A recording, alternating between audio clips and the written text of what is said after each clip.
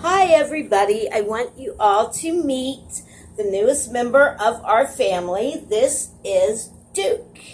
He is about 9 or 10 months old, and he was a lady that lives upstairs, her sister. This dog was dumped in her yard, just the person drove away. And she needed to find a home for him, and then Pam told her about Wilbur passing away, and she loved Wilbur, just, like everybody did. And this little guy needed a home, and somebody has been mean to him. Somebody has beat the daylights out of this dog, and it makes me want to love him even more. I felt kind of guilty at first, because I felt like I was being a backstabber to Wilbur, but this little guy needs somebody to love him. He needs a good boy. I love you too, buddy. Anyway, he's named after Duke Evers, Apollo Creed's trainer in the Rocky movies, and Tommy the Duke Morrison. So that's where he got his name, and I think it fits him perfectly. Anyway, I wanted to make a video. I made one earlier, but I accidentally deleted it somehow. Bridget from A to Z, AZ. She did a video, blood doctrine changes, and I wanted to talk about that because the woman said that she was a nurse. I love it when nurses think that, they're medical authorities on everything, But she said that saline solution is, they give it to build up blood. That is a lie out of hell. That is not true. When you go in when you go into the pre-op for you go in for a colonoscopy or for, surgery or anything, and they give you an IV and then the cold stuff that they flush through, that is saline solution. It's to flush out the veins so it can be nice and clean for, any medication or anesthesia that they have to give you. So, saline solution does not build up blood. And another thing, I watched a video that Bridget had done about the 1994 Awake magazine that had the little kids on the front that they took a stand for Jehovah. The poor little kids that died, their parents killed them, basically. Those little kids had a choice. Children do not have a choice. That you have no say in anything until that 18th birthday. So that's another lie too. I think that it is really sick. It says something about your mindset, because I have been in the situation. I've had 18 or 19, I can't remember, blood transfusions, but I know the mindset of when you are down to the wire and you are dying. And Darrow said one time, no doctor has ever been able to guarantee that a blood transfusion would save somebody's life. Really? Okay, my surgeon up in Columbus, who is the director of oncology and the chief of surgery at Ohio State East, was Park Medical Center, but now it's University East is what the hospital's called, at West Broad and Taylor. Anyway, I was up there, and I got to share this experience with you guys. And you tell me if the doctor was wrong in recommending a blood transfusion. Okay, what happened was, I had surgery on January 3rd, 1994. And I remember waking up in the hospital room. It was weird. They had me laying on my side, on my right side. That's weird, but it was after surgery. I don't know how long I had been in that room. I don't think it was very long, because the nurse had not come in to, check my vitals or anything. So I think it was pretty much right away. I remember the first feeling I felt was wetness on my stomach. It was wet. And, I'm drugged up. I'm, the anesthetic. I'm one of these patients that I get kind of temporary amnesia, and I don't really know what's going on after I have surgery. But the nurse came in. Well, I hit the call button, and I said, I'm peeing out of my stomach. And the nurse comes in, and I'll never forget this. She was Now, the next day, I thought for sure that the nurse was going to tell me that this Daisy, Miss Daisy, did not even work at the hospital, okay? I thought she was an angel. She was an older black woman. She had very black skin, and she had the beautifulest, most radiating love and just peace about her. I thought she was an angel.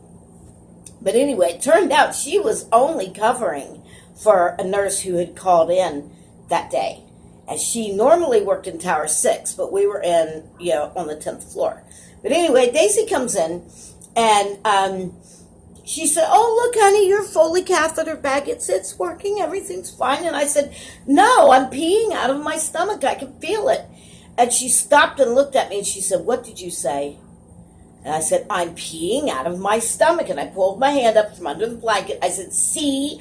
And there's blood running down my arm. She yanks the covers back, starts screaming, "Get that doctor in here. This child's hemorrhaging. This child's bleeding to death." And the blood was coming out. It was shooting about that far up, just spurts. And she said it was about the size of a pencil, about as big around as a pencil. And if she had not came in when she did, I would have been dead in 5 minutes. She would have came in there and found me dead. Well, anyway, the doctors and everybody runs in. Daisy comes on this side of my bed, and the doctor and some tall guy in white is here. And then the doctor, it wasn't my surgeon, it was poor Dr. Cooperman, it was his partner. He was on call after my surgeon went home. Well, anyway, there was a nurse named Carrie. She was down on her knees behind these two men and had my arm pulled between them. And I said, "What are you doing?" And the doctor starts screaming at me. He says, "We're going to have to give you blood, and what's going on right now, that's the least of your effing problems." I'm like, okay, fine, don't have to bite my head off. Anyway, Daisy's over here screaming, flailing her arms. "Oh, sweet Jesus, don't let nothing happen to this child." And the doctor looked at me and yelled, "Calm down." And I said, "Would you be able to be calm listening to that?" Well, anyway, he's screaming at everybody. Everybody is hysterical. I'm sitting there, and I can remember it. I'll remember it till my dying day. I remember looking and seeing this. My stomach is open about this much down to my pelvis from my belly button. And I remember thinking, two thoughts were going through my mind. One is, why doesn't this hurt? You would think something like that would really hurt, right? And then I remember looking at it thinking, whoa, man, that looks like a pork roast in the meat department at Kroger's. And I'm just marveling at this, and I'm thinking, why doesn't this hurt? This should be hurting. But everybody, the doctor's screaming at everybody, telling everybody, shut the F up. Carrie's starting the second IV for a blood transfusion. Okay, there is no way on God's green earth I was going to live without a blood transfusion. There is no way. And I remember when they brought the stretcher in, I remember feeling hands underneath me, and then I heard a woman's voice saying, "The bleeding's increasing." So they dropped me back on the bed, and the doctor says, "We're going to have to operate on her in this GD bed. We're going to have to do everything in this bed." And he kicked the stretcher. He said, "Get this MF'er, boom, out of here." Kicked it out, and the stretcher went flying out into the hallway, almost hit a lab tech. It wasn't fun.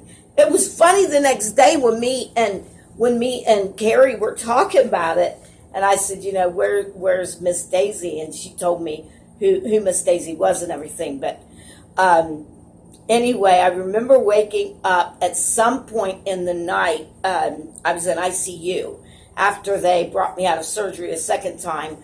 I was in ICU, and I remember I'm looking, and I got these bags of blood and all these things hooked up to me. And I remember telling the nurse, I said, "Oh, I can feel the hookworm running through my veins as we speak." But I have to say this. Anybody with a normal thinking mind, we are designed to want to live, okay?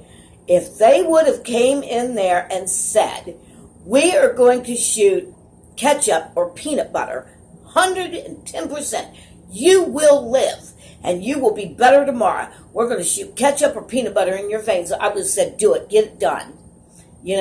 Because I cannot understand how a normal, rational thinking person with any empathy, you would have to almost have the mindset of a sociopath to let your child just kill your kid, just to kill your child. I remember when all this was going on, and they were rushing me back down to surgery, and there was a young man, and I'm seeing the lights are going by, they're running with me, and this young man, who's only a couple of years younger than me, he looks down at me and he says, "It's going to be okay, ma'am." And I remember thinking, he doesn't sound as sure of what he's saying, as I would like. And I remember seeing in my mind, I could see my little girl, and she was 18 months old. I'd had her in church one Wednesday evening, and we're singing. Well, she had on her little white ruffly shirt, her little green pants, and she's on my hip. And we're singing one song, and she starts singing this little babyish rendition of Jesus Loves Me. Dios a me, Dios a me. And everybody's turning around. Oh, that's so cute. And I'm just proud as a pigeon holding my little baby. And I remember when they were rushing me back in there, and I felt them doors slam, and they were everything was going just so fast, just boom, boom, boom, and I remember thinking, though, I have to live. I have two little people at home that are counting on mommy coming home. What is going to become of my babies if mommy never comes home? And thank God I just had a minute to think about that, because it was totally breaking my heart. But I cannot understand how somebody could be a sociopath and, go get it. How somebody could be a sociopath and just not care if their child lived or died. I would do anything to save my life, but I sure as heck, I would say, hey, take my blood, cut my belly open and give it to my baby, do whatever for my child. I don't understand that, and I really, really just had to put my 2 cents in. What this woman told Christine in that video, blood doctrine changes. She is a barefaced liar. If she was, in fact, a nurse, she would have known. Saline solution does not build up blood. And, if you're going to take blood platelets, you're taking blood. You're taking blood. That's the same as saying, oh, okay, well, I have cirrhosis of the liver, so I can't drink bourbon anymore, but I'll still drink wine coolers and beer.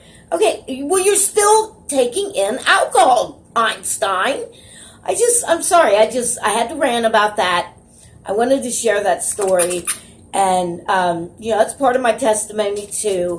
But I've been in that situation many times. And, I was actively dying, and there wasn't anything was going to save me but an act of God and that blood. And yes, some people, a lot of people that donate blood are street people and stuff, but when you are in that situation and you're down to the wire to where you have 5 minutes to die, I don't care if that blood came out of this dog's hind end. I don't care.